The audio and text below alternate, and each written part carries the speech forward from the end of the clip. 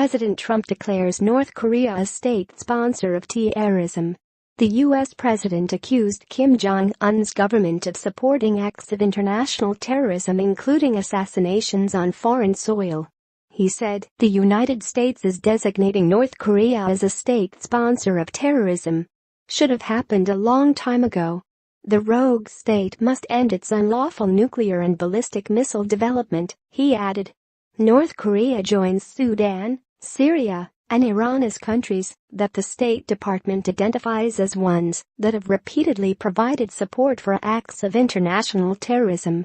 The White House hinted recently that Mr. Trump, who has traded personal barbs and insults with Jong-un, was considering reinstating North Korea to the troublesome list because of its nuclear ambitions and cyber attacks on the U.S. and other countries.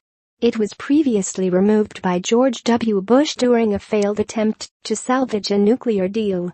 The U.S. Treasury Department will today announce new tougher penalties against the nation.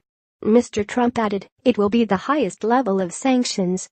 U.S. officials referred to the killing of the despot's estranged half-brother in a Malaysian airport this year as an act of terrorism.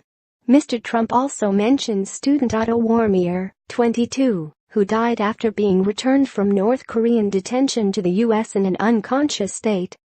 He had been sentenced to 15 years hard labor after confessing to trying to steal a banner.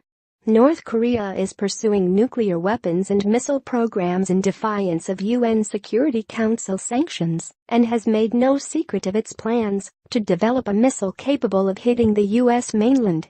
It has fired 2 missiles over Japan. South Korea's spy agency said last night that the North may conduct additional missile tests this year to polish up its long-range technology. U.S. officials have privately argued North Korea does not meet the evidence criteria for the terror designation.